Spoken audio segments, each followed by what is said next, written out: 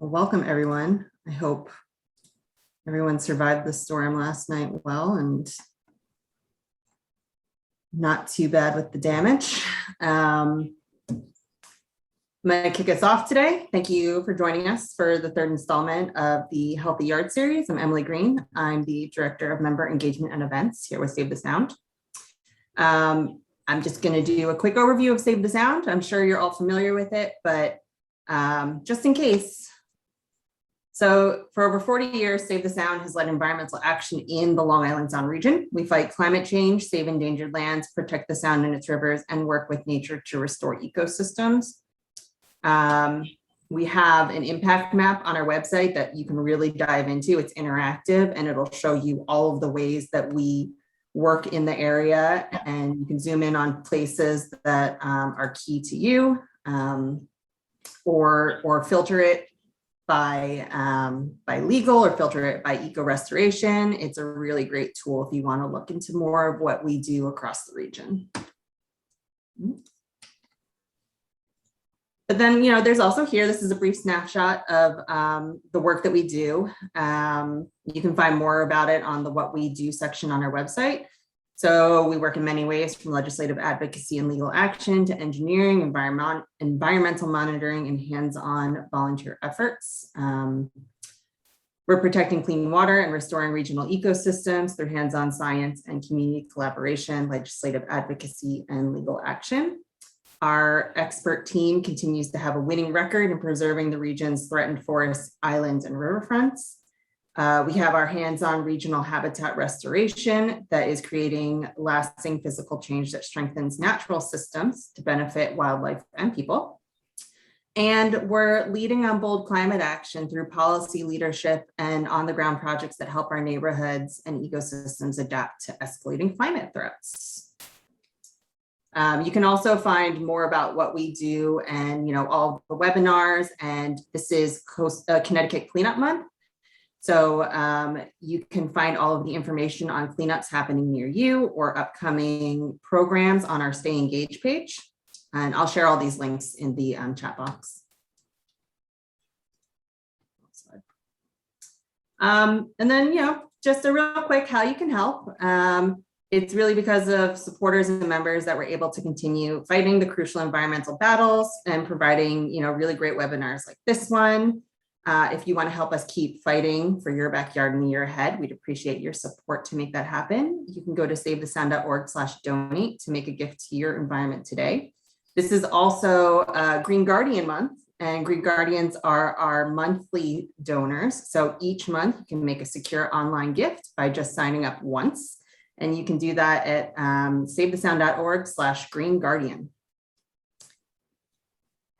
So I'm going to introduce our speaker now. I'm very excited to have Kathleen Connolly. Kathleen is a landscape designer, writer, and speaker who emphasizes earth-friendly designs, native plants, and low-impact land care techniques.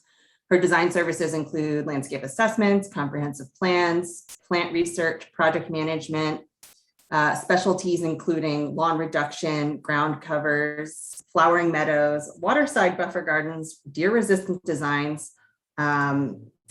hard to grow hillsides, and foundation gardens. As a little background on her expertise. She has a BA in English writing from Pennsylvania State University, an MBA in marketing from New York University, and an MA in sustainable landscape planning and design from the Conway School of Landscape Design, as well as being an accredited organic land care professional through the Northeast Organic Farming Association in Connecticut, and has completed the Advanced Master Gardening Program through the University of Connecticut Cooperative Extension. So with that, I'm going to hand it over to Kathleen, and I will stop sharing my screen. Thank you. I'm going to start my screen share. And there we are. Hello, everybody. It's getting to be that time. I know it's a little early yet, and we have lots of weeks, but now's a great time to start thinking about the challenges and opportunities associated with our autumn leaves. I am Kathy Connolly, as Emily so nicely described, and you might wonder, aside from all that landscape stuff, what qualifies me to talk about leaving leaves on site. So I've lived in my current home for 25 years, And even way back 25 years ago, I was always holding on to all the leaves. I can honestly say that in 25 years, we've never shipped any leaves off site. They all stay here. They all are in one way or another decaying here. We have plenty of room to move around thanks to all the fungi, particularly white rot fungi, which are very good at decomposing leaves. And also, you might wonder, and I've often been asked, but don't the leaves blow into your neighbor's yard? Well, partly they don't because we are lucky enough to have a big yard, but partly they just don't. The idea that leaves on the ground are going to necessarily blow into someone else's yard and make them unhappy, it doesn't have to be that way. So I'm going to go through a few topics today, probably about 6 different topics. We're going to have to work a little bit quickly because I know we only have a half an hour. I'm going to ask a few interesting questions, like things like, did the Pilgrims have to rake leaves? Maybe. Why do we remove leaves? They were lots of fun when we were kids. Didn't remove so many of them back in the day, but we do now, don't we? And what is a leaf anyway? Like, why would we care about these leaves and keeping them on our properties? Does my yard have to look like a leaf dump if I leave the leaves? Answer is no, but we'll find out why. And also, whoops, I'm having trouble advancing the slide. Hang on. Yep. I need to go back a few, sorry. My computer's misbehaving. And will I become the envy of my neighbors if indeed I leave the leaves? Maybe not quite, but they might think you're okay. They might start to imitate what you're doing. So did the Pilgrims rake leaves? Well, the reality is, and this is an article that I found from the Danville, Virginia newspaper. They ran it twice in the last 10 years. And the answer is Pilgrims, no. They were more worried about survival, but they certainly had plenty of leaves around them. And so we wonder, well, what were the colonial uses of leaves? They were things like insulating house foundations, particularly on the north sides of buildings, fire starters, mixing with manure for hotbeds, mixing with manure for agricultural value on their fields, protecting food gardens in winter, overwintering tender plants, and even something called tree hay, believe it or not. We think of agricultural people harvesting grassy products for hay for their animals, but in reality, throughout Europe, and we believe in the colonial times, people would also harvest leaves for feeding to sheep, goats, and cows during the winter. So leaves did have uses, but they were not ornamental and they were not sent off to leaf dumps. So in the day, certainly in colonial times, we didn't really have any kind of lawns, but by the mid-1800s, lawns were coming in, particularly on estates and upscale homes. And lawn management at the time would have been done by sheep or by scythe. And so it was really limited to people who had property. And yes, it was popular in Europe and people did try to copy Europe. One of the ways in which cities and towns in the US started to try to copy some of the more beautiful places in Europe was by creating LAs of single species of trees. Here's a picture of Tremont Street in Boston, looking north about the year 1800. Mature elm trees. Yes, the famous elm trees began to be planted on street sides in around 1850 to 1870. Here we have them looking fairly mature in 1800. In 1830, the first mechanical lawnmower was invented in Great Britain by a fellow named Edward Budding. And Budding, until his death about 25 years later, continued to invent mechanical lawnmowers and sell them. So we had the first lawnmowers becoming somewhat in use, at least in Europe and Great Britain, by 1850. Here's the main street of my own town, Old Saybrook, looking south in 1911. We had an alley of trees as well. And notice that the street sides are soft. They're not hard ridged the way they are today with curbs. but there were some lawns out and about. And in fact, there were lawnmowers by 1930. By 1930, they were invented, I believe, in Germany, but they quickly moved around the globe. Can you imagine? Now you could have one of those classy looking lawns and also keep it neatly trimmed without spending hours on it or owning a sheep.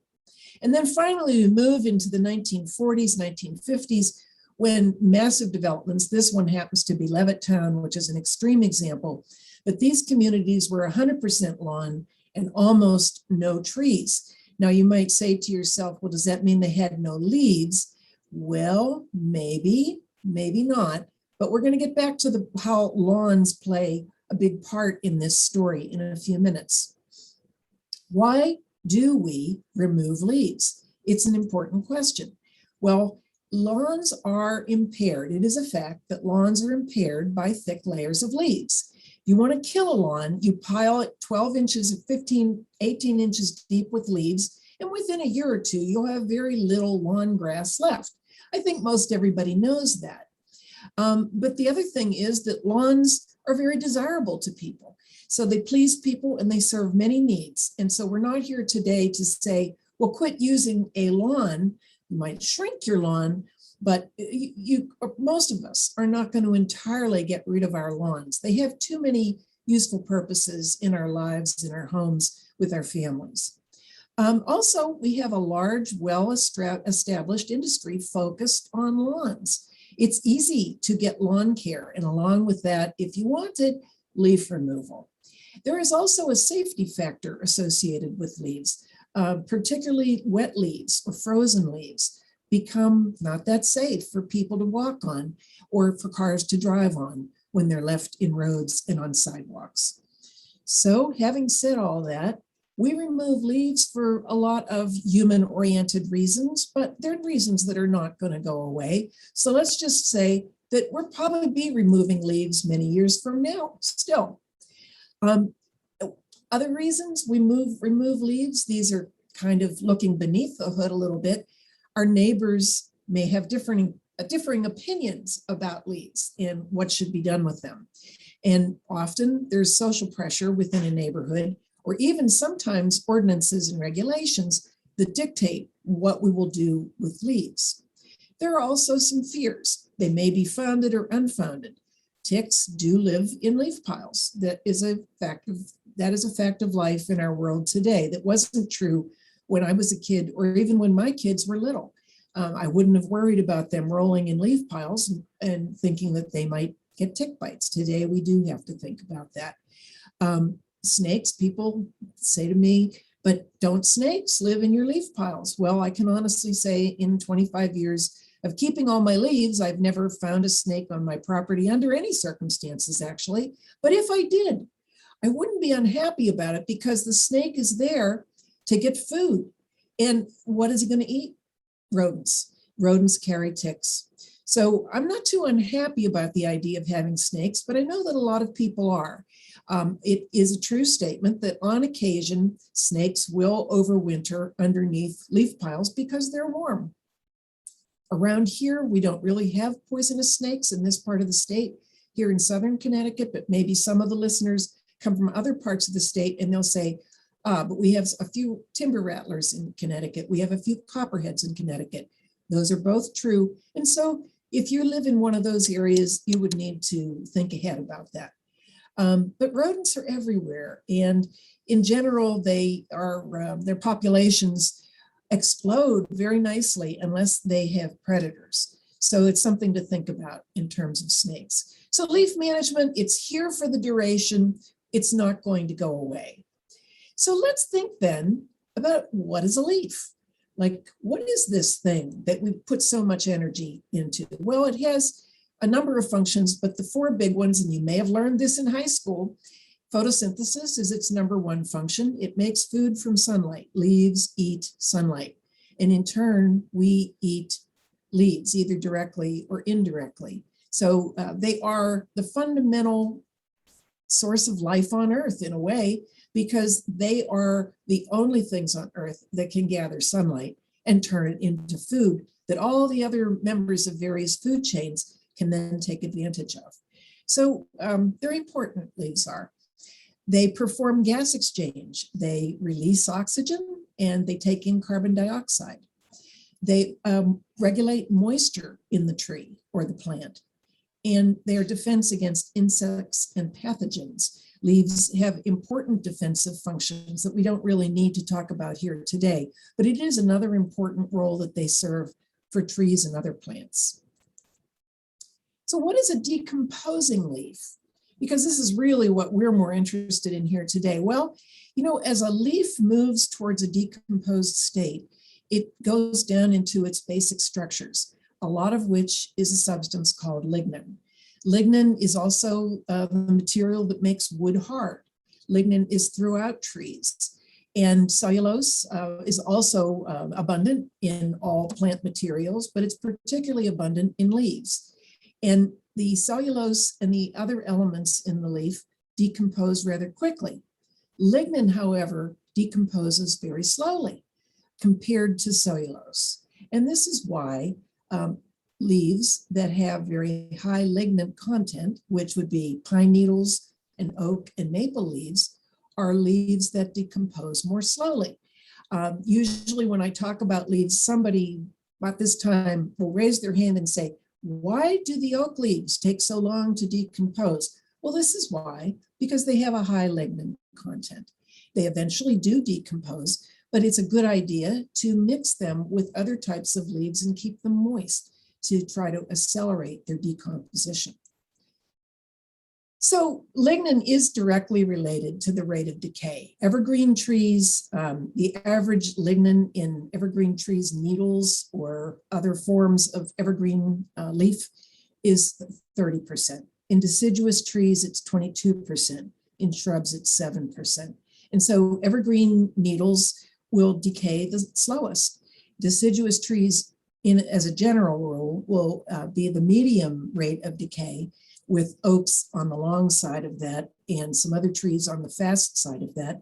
And then shrubs are likely to decay very quickly.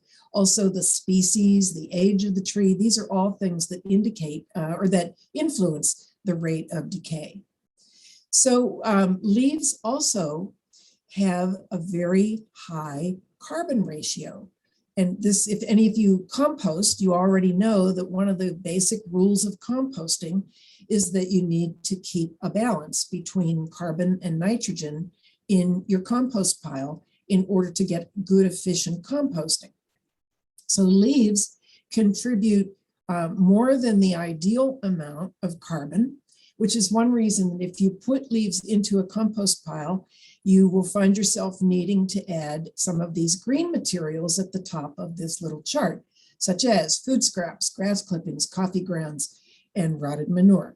These are all things that are lower in carbon than tree leaves and can help to accelerate the composting.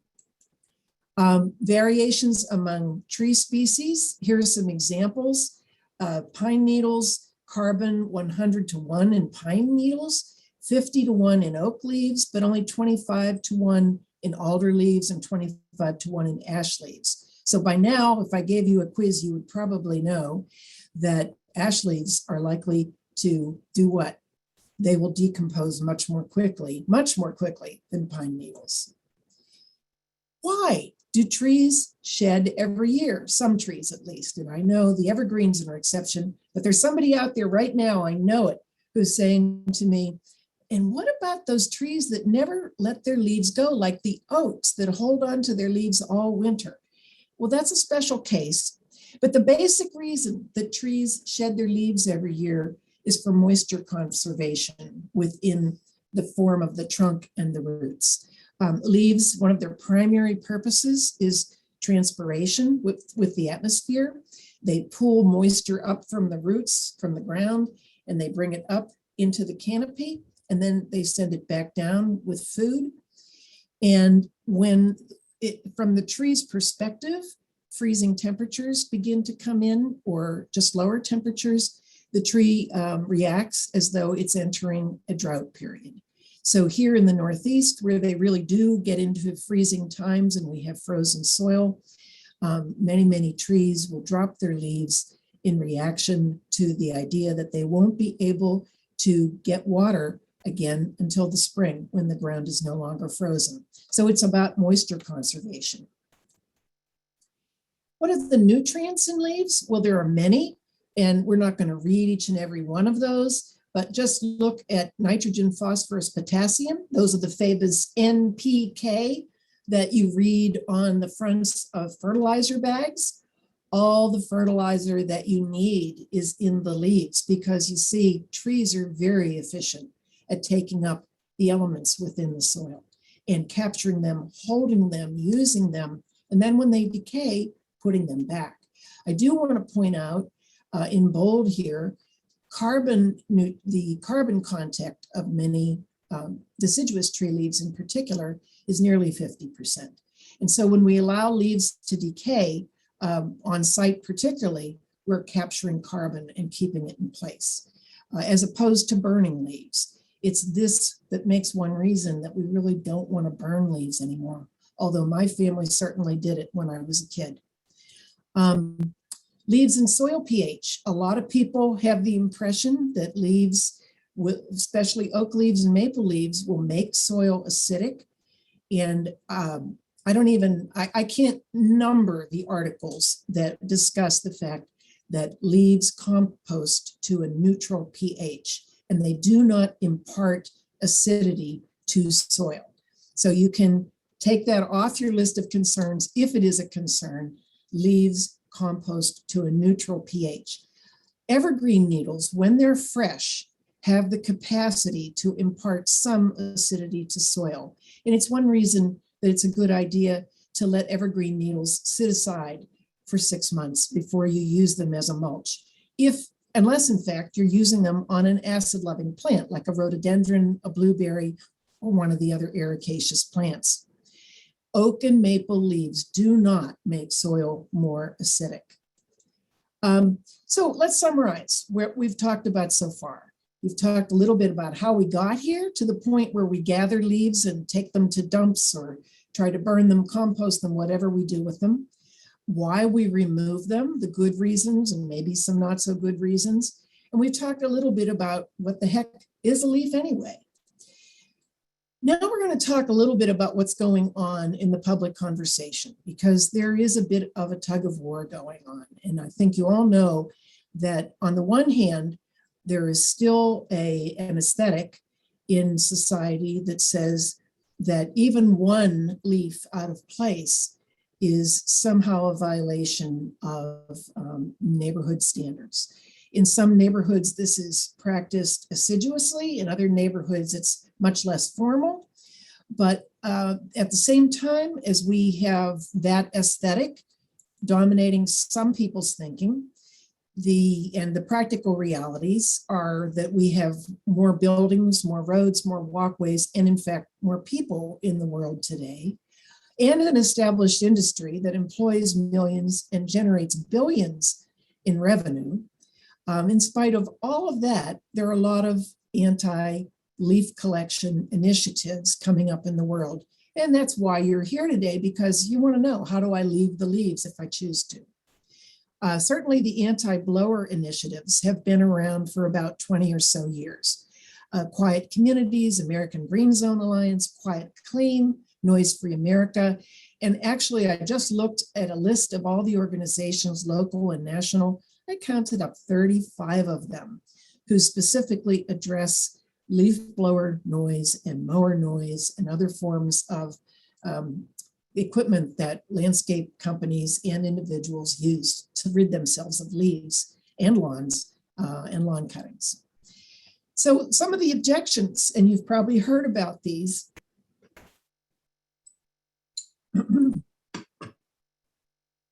High on the list, two-stroke engine emissions. Two-stroke engines are what drive gasoline-powered lawnmowers, for instance, and many, many, many leaf blowers. These are big emitters, much worse than your automobile in your driveway. They do not have good emissions control at all, and they are major air polluters. The dust that it kicks up contains contaminants, not just dust, but yes, animal feces that maybe have gone powdered. This can be, of course, dogs, but bird droppings and other animals that are in the neighborhood. The noise levels from the equipment are quite unsafe for both the residents and for the operators in particular. And truck mileage for hauling leaves back and forth to leaf dumps is another form of both air pollution and using carbon-based fuels to carry out a function that might be handled in a different way. So there are carbon emissions involved. So those are all objections. And then there's this one, which is, I think, in the next couple years, going to become a really big issue. And that is that leaf dumps are closing.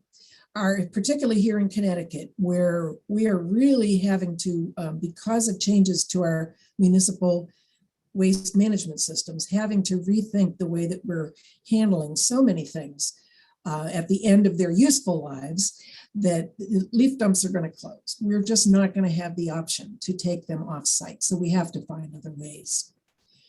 So reasons to leave the leaves, though. Oh, there are a number of them. I already pointed out how much nutrient is contained in a single leaf. Now you take all the leaf volume that comes down in a city block or on someone's home lot or in a public park. It's a ton of fertility in the leaves that are there. They're locally generated, and when you keep them on site, they're locally used, so you don't get involved in hauling them somewhere to decay. And then finally, one of the reasons that the Leave the Leaves campaigns and Leave Leaves Alone campaign have become so popular is because leaves provide tremendous wildlife support. So you've seen these posters. This, it says on the left, is why we have to leave the leaves alone. A friend of mine here in Old Saybrook, Chuck Landry, has taken many pictures of turtles who enter under leaf cover in the fall and hang out there, maybe 4 to 6 inches down until the spring. It's absolutely mission critical to a turtle to have some leaf cover. The birds, many of our overwintering birds, rely entirely on leaf litter to find their winter food. They find seeds and they find the larvae of insects there. Fireflies. I first became aware of how important leaves are to wildlife when I wrote an article a couple years ago about fireflies. Turns out that fireflies are in the larval stage for up to 2 years under leaf litter. And it has to be at a particular depth and they need to be undisturbed. And so one day I was taking a walk, July of last year, actually, it was about July 1st, walking along a trail in a state forest near here, when all of a sudden I start to see fireflies coming up from the sides of the trail. And I realized what I was witnessing was that they had reached that point in their larval development where they were ready to fly. They live as larvae for 2 years, but they only live as adult fireflies for up to 2 weeks. So the leaf litter is absolutely life critical to fireflies. Moths and butterflies, almost goes without saying. There have been so many Leave the Leaves posters related to moths and butterflies, caterpillars. These are just absolutely integral to all stages of moth and butterfly life. One of the ways is that they mimic sticks, they mimic leaves. And when we blow them away with leaf blowers, that's the end of that life cycle. And so it's very important to give at least some space to untouched leaf litter if we want to encourage moths and butterflies for pollination and also as bird food, a source of bird food. Leaves, sticks, and logs are also important, certainly to opossums who use hollow logs and leaf piles to make their burrows to nurture their young. But they're also very important to toads, newts, salamanders, and a whole bunch of reptiles and amphibians, in addition to the turtles. So, having said all that, let's take a pause and say that, all right, there are a lot of less than desirable things going on, and there are a number of good reasons to think about doing it differently. But it's important to note here that it's easy to think in generalities, but we live in detail. So I'm quoting from Alfred North Whitehead, I didn't say it first, but I think you heard it more commonly as the devil is in the details. And one of the things that I don't like about campaigns such as Leave the Leaves is it doesn't really show you, now what do you do next? And it doesn't acknowledge that we all live on different kinds of properties.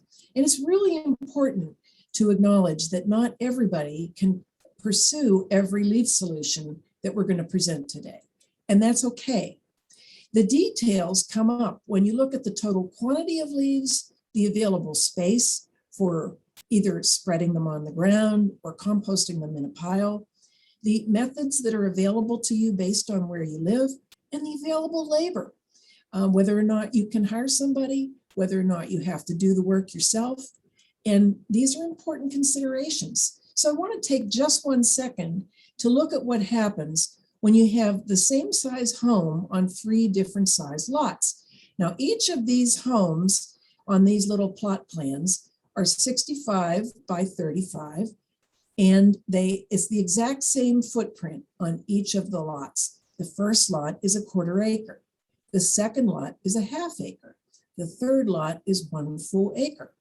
They live on a little tree-lined street, very typical suburban setup, and exactly the same house in each case. So I say to them, leave the leaves. Well, I have to say that we all know that you can't do it in the same way on different property sizes. And so we need different options. For instance, the 6 foot deep by 18 foot wide composter that some of you may have seen in pictures, like at Gardener Supply Company, or there's some very good looking ones out there. But look at the difference in how that plays out in 3 different size lots. It's like a pin dot on the 1 acre property, but it's a significant feature on the 1/4 acre property. And so the 1/4 acre could have as many leaves as the 1 acre. And so the problems are different, the solutions are going to be different. And I think it's important to be tolerant of the different ways that people are able to approach this question.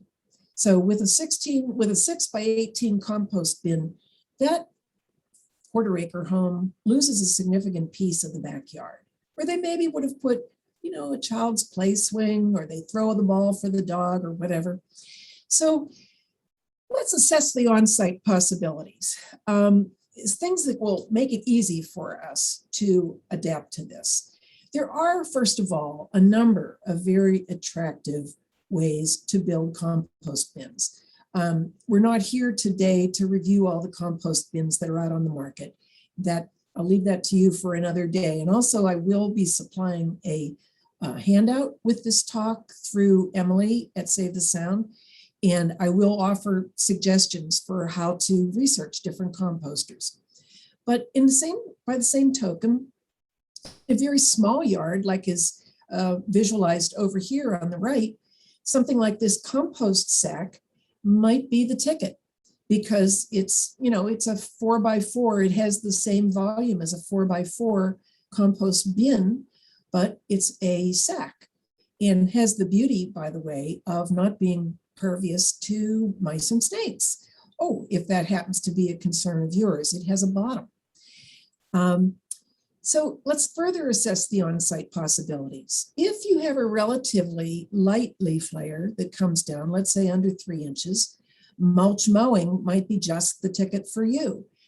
Here's a 3-inch layer. And this happens to be my own yard. And here's an electric mower, which makes only about half the noise of a gas-powered mower. It's still noise, not saying that it isn't, but it's only about half the noise. And you can burn right now. There's nothing raked up here. That's just the result of having run the mulch mower over 3 inches of leaves. And those leaves decay in less than 4 weeks when they're mulch mowed like that. So you don't have to do any raking whatsoever. Yeah, that's if you have a light leaf load. On the other hand, let's say that you have a very heavy leaf load compared to the size of the yard that you have. Do you have an area where you'd like to smother lawn? Do you have an area of a garden where you'd like to improve fertility? If so, why not consider sheet composting? Sheet composting is where you just spread the leaves evenly over an area about 6 to 8 inches deep, and they will all by themselves begin to incorporate right into the soil. I'm going to use my laser pointer. I usually bring that up much earlier.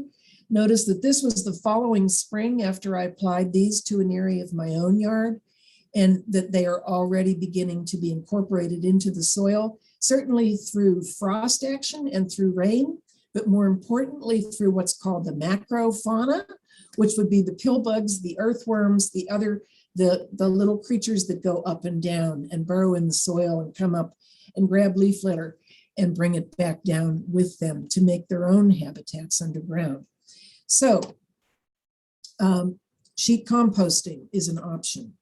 I routinely use leaf mulch for both composted and uncomposted to surround my trees and shrub beds.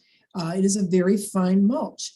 To my eye, it looks great. And about 6 years ago, I bought my last bag of bark mulch from a garden center. And since then, it's been strictly leaves. I just abandoned that aesthetic. And now I only use chopped up leaves or even whole leaves, like I said. Another thing you can do with leaves is suppress weeds. Now this is again on my own property. Here's an area that was very weedy or underneath a tree. And rather than get in there on my hands and knees and try to pull out all the weeds, what I did instead is put down a layer of cardboard, and then I covered it with these leaves about 10 inches deep. Today, I keep it covered.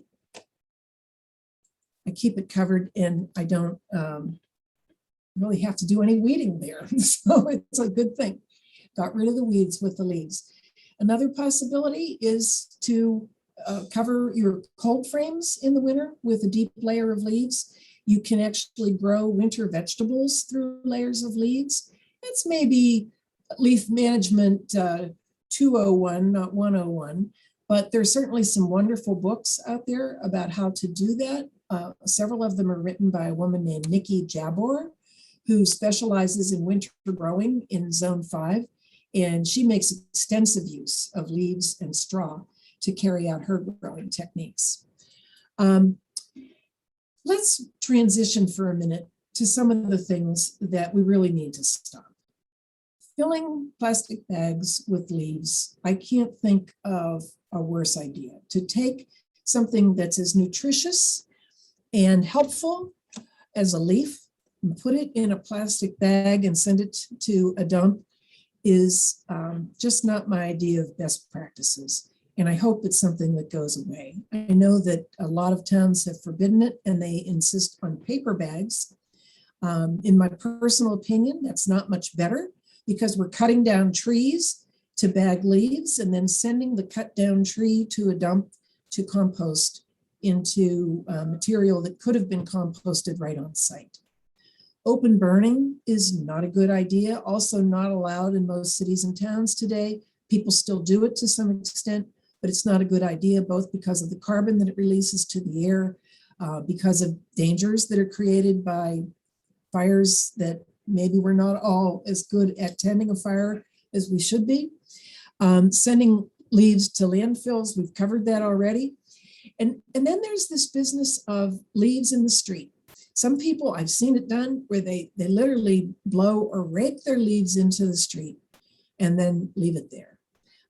This is really problematic for reasons I'll go into in a few minutes. By the same token, dumping on roadsides, either bags or just plain leaves. I've seen it done. It's, for a variety of reasons, not a great practice. So these are some of the worst that I hope will go away. There are some other practices, though, that may seem like they're okay, but I want to make you aware that they're not always okay. So here's one. In my own yard, there's an area where every spring I watch a ton of bumblebees come crawling out of the soil and take off and look for their first forage of the spring.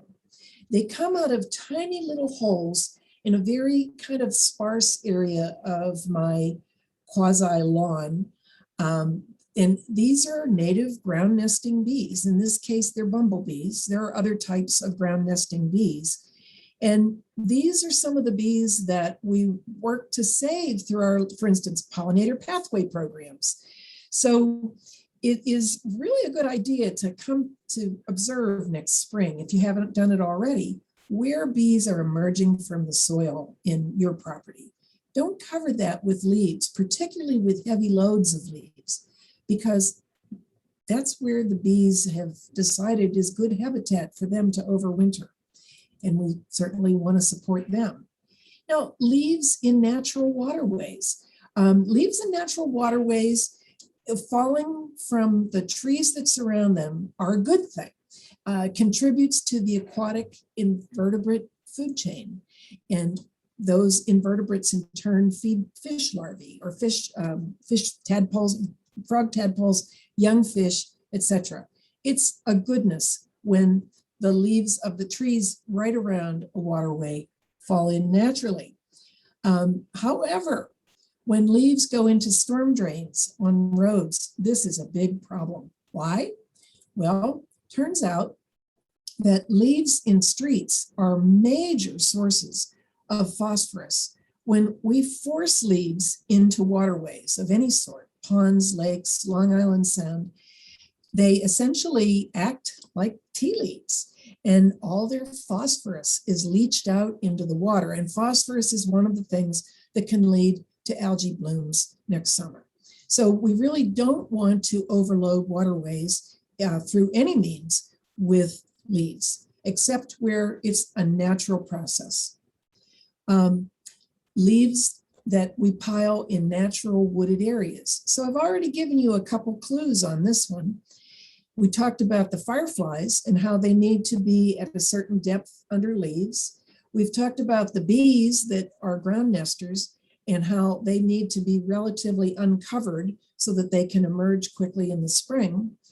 So if we take a new area and let's say in a woodland where there's already a natural process in place of decay, leaf fall, decay, leaf fall, decay, the overwintering creatures have preferred depths, and we will change that by adding leaf piles and bury them and possibly even make it impossible for them to make it to the next spring. So it's not a good idea to pile up leaves in a natural wooded area. Leave those for the process that is already in place among those trees and that ground surface.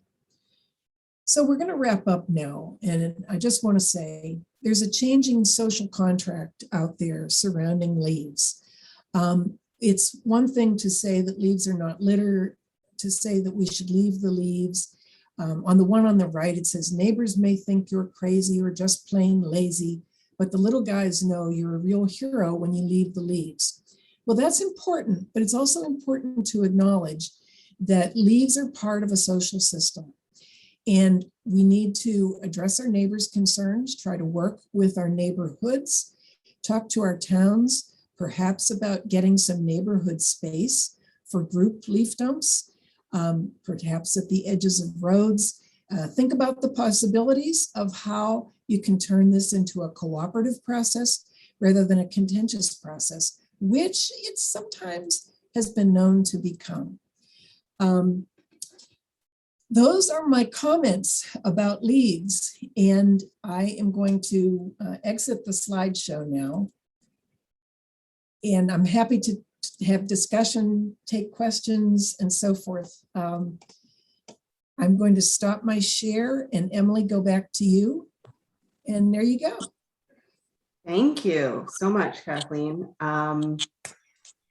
I had so many questions, and then as soon as I had a question, you answered it on the next slide. That was incredibly wonderful and thorough. I really appreciate that. Thank you. So we're going to open it up now for Q&A. If anybody has any questions for Kathleen, you can type it into the chat box, or you're welcome to unmute yourself and ask the question. I'm going to kick it off with You know what? I was going to kick it off with one, but you answered that question. I was going to ask about using it to suffocate weeds, and you went right ahead and answered that question already. So Yeah, I'll just elaborate on that slightly because it is an excellent use of leaves. My suggestion is if you do it that way, that you might want to also put down a layer of either agricultural weed paper. There's a product called Weed Guard, and it decays in one growing season, so it's not there forever, but it will.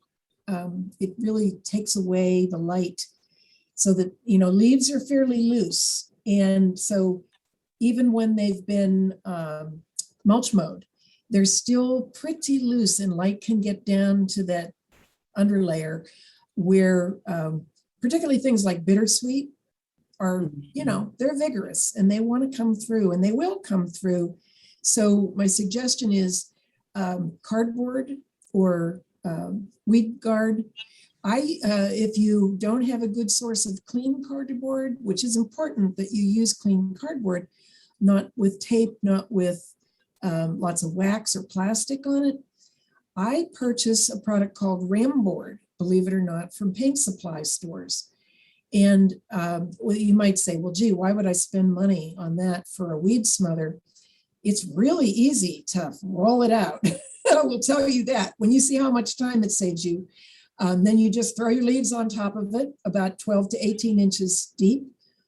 And a year later, you go under there. You're not going to have much left, if anything. Maybe some really persistent woody leaves, but it will be nothing like the area that you covered up the year before. So there are various ways to put down that first layer cover and then toss on the leaves and go for it. So if you don't have a plot in a very, wooded area, when you do the mulching mow version of it, how does that impact the wildlife use of the leaves if they've already been sitting there for a little bit? That's one of the problematic areas. The stark reality of it is that it's better for wildlife to just let the leaves be whole. That is how they would have lived with it for all the years they've been evolved. So it is not ideal to mulch mow leaves. But on the other hand, I don't feel as though everybody is going to be able to use whole leaves. They really literally will collapse over time, but it can take 18 months to 2 years to get them from, let's say you have a pile that's mostly maple and oak, the slowest decaying, and let's say it's 6 feet tall. To get it down to about a foot tall is going to take 1.5 to 2 years. Mm-hmm. This may not be practical on every property. I will say that if you can just designate a little corner of your yard, understand that these little creatures will look at a 4x4 space as practically a universe from their perspective. So don't underestimate the importance of creating very small habitats, if that's all that you can do, where you can leave some whole leaves. Because whole leaves definitely serve a very special purpose. Now, mulch mowed leaves, you can either let them simply decay right into the ground, or because they go very fast, they'll decay in 4 weeks. So you really don't have much to worry about in terms of them disappearing. They will disappear very quickly. But if you put them into a compost pile, it's really ideal compost, particularly if you do it repetitively during your leaf season. So let's say from October 15th to December 1st, which tends to be here in Southern Connecticut, our major leaf season. If you do it once a week, what you'll be doing is picking up grass blades every time you mulch mow. And those grass blades combined with the dry leaves, it's like a rocket. You can get really good hot compost out of that combination. So do it more frequently rather than less frequently if mulch mowing is your method. Thank you. We have a question from Jim. Can you speak to the difference of using wood chips wood chips versus leaves? So here's the first comparison I would make. Raw wood chips, and I'm saying whole tree raw wood chips, not bark mulch like you buy for decorative purposes. The wood chips are 200 to 1 with carbon to nitrogen. So wood chips are going to decay very, very slowly compared to the leaves. And they are an excellent weed smother for that reason. You put a 12-inch layer of wood chips on top of some of the toughest weeds we have, and you will get a really high degree of success. Not perfect, but you'll do really well at getting rid of many, many unwanted species out of the space that you're smothering. So leaves are going to go much faster than wood chips. But understand, I'm talking about wood chips, not bark mulch. This is not something you commonly buy in a garden center. You can get it from certain mulch delivery companies, but more often you'll get it from an arborist who's just taken down a tree and they have a truckload of chips. This is something else I would like to say about that. It's not exactly about leaves, but if you want a load of chips, a lot of arborists will bring them to you either just for a delivery charge or even for free, because they often have to pay upwards of $200 or $300 to dump a load of chips. So you can get a load of chips to smother an area. But I'm going to stop talking about chips because we're here to talk about leaves. So go ahead. Question from Nada. I have Norway maple with tar spot disease. Would those infected leaves cause issues in compost or if used to smother weeds? That's a really good question. And it's one that, first of all, once the tree is no longer living, many insects and diseases have lost their support system. So let's say you have a Norway maple, you take it down and it's ground in the arborist truck and it's now just a pile of wood chips. It is no longer living material. So many, many insects and pathogens will simply perish at that point, but not necessarily all of them. One that I'm somewhat, and sometimes it can be picked up from the soil around a tree that's taken down. So one that I'm a little concerned with is jumping worms. Now, to answer your question specifically about tar spot on Norway maple, then I don't know the answer to that. Will that disease survive in a compost pile? Most of the time with hot composting, anything over about 110, and compost piles can be taken all the way up, believe it or not, to 180. In hot composting, you almost always kill the pathogens. If it's a cold, slow composting process, it's not as clear whether that disease will persist into its next life as the addition to some gardening soil out in your landscape. So it's, unfortunately, it isn't a yes/no question. Thank you. We have another question from Catherine. I love this question because I also work to gradually reduce my lawn. So she just moved into a new home and is working to do that, is an active composter of leaves and kitchen scraps, and is going to start this fall raking leaves to smother the lawn, to plant native perennials and grasses in the spring. But how long will it take to kill the grass to prepare for spring planting? Can it be accomplished with this fall's rakings? So most people don't like this answer, but I'm just going to say that it takes a year.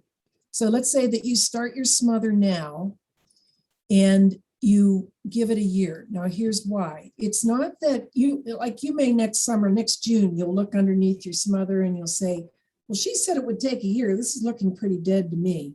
I'm just going to go ahead and do my work now. The reason is that we have weeds that germinate and sprout and go to seed in all but 2 months of the year. We have winter weeds. I'll give you an example, chickweed. there are a number of other weeds that come up very early in the spring. Chickweed is out in February. And so you really need a full year of suppression on any space where you're really, really trying to kill the existing embedded seed bed, because those things will keep trying to emerge. Here's an example. If you have any crabgrass in your lawn, and who doesn't, crabgrass doesn't really start to germinate until about June 1st. So let's say that it's May and you look under your little smother cover and you say, hey, looks like it worked. I guess I'll take off the cover. Well, the reality is you probably have thousands and thousands of crabgrass seeds in that smother. So you really want to give it one full year of cover. It's not because it won't look dead. It will look dead. It will be very encouraging when you look at it after 5 months, 6 months, 7 months. It's that there's all this other stuff that will, so you have to capture the whole cycle. And even once you've captured the whole cycle, you still have to give it some time afterwards so that you can let things start to come up that weren't addressed through the first year's smother. So if particularly woody weeds, I'll give you an example. I'm working with a property right now where we spent 1 year under a black plastic smother, very tightly applied, very carefully done, and then took it off and it did great with the herbaceous weeds, but black swallowwort was still not completely killed. And the landscape crew went back for the third time yesterday to take out newly emerged black swallowwort, very, very tough weed that has deep roots and very persistent. So my point is that these smothers are wonderful. They're herbicide free. They tend to be relatively economical to carry out, but they take a long time. And if you skip on the taking a long time, you'll get an imperfect result, a less than desirable result. And that's all I can say about it. Thank you. We have a generic non-native plant question about quans and cherry trees and whether they're worth leaving. I made a comment that even though they're not invasive, they do have a short lifespan. Maybe you can comment a little bit further on that as well. Do you mean the leaves or the trees? It's the tree leaves. It's the leaves. It wasn't the tree. It was the leaves. Are they worth leaving? Yeah. My apology. I misunderstood. No, by all means, it's kind of immaterial whether the leaves are from a native plant or not. Maybe I could think of a case where the native leaves make a difference, but it's not coming to mind. A leaf is a leaf. I mean, it's got carbon, nitrogen, phosphorus, potassium, and 13 other micronutrients that it pulled up from the soil in whatever proportion that particular species pulls them. And it'll have its own lignin content percentage, and it's a leaf. So yes, the answer is yes. By all means, use it. Will jumping worm egg cases be killed by the smother method? I don't know. I've had contact with a couple different scientists on that topic. Anise Dobson at Yale is someone who researches jumping worms, and her response to me about was specifically in the case where you have a tree taken down and it's immediately fed into a chipper, and now the whole tree is on the back of a truck. That's when you should get wood chips. If you're going to go the wood chip route, you want to get them before they've ever touched the ground, because it is conceivable that if it's chipped and then allowed to lay on the ground, and you had the situation where there are jumping worms in the ground, and someone comes along with a scooper and tries to put it into a truck, you could have someone transport you a nice little bunch of jumping worms or eggs. As far as smothers killing a population of jumping worms, I've never found it written about. I don't know the answer. What I do know is that Anise Dobson says that hot composting will kill the eggs of jumping worms. So if you hot compost your chipped tree, your leaves, you stand a far better chance of not getting jumping worms as a result of these leaf keeping practices.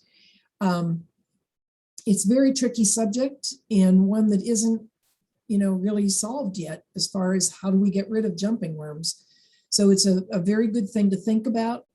Hot composting is a little more difficult to do, but boy, it solves a multitude of problems. And so if you can see your way clear to doing some hot composting, especially if you think there's any issue with jumping worms or some other pathogen on site, it's a really good idea to learn how to do that. Thank you. We don't have any additional questions in the chat box, and we are at 1:03. So I want to thank everybody for joining us, and Kathleen for that amazing presentation, very informative. And we will be sharing an information sheet around with all of the attendees that Kathleen will provide. And yeah, thank you everybody for joining us today. Thank you. Thank you. Keep your leaves. Bye-bye.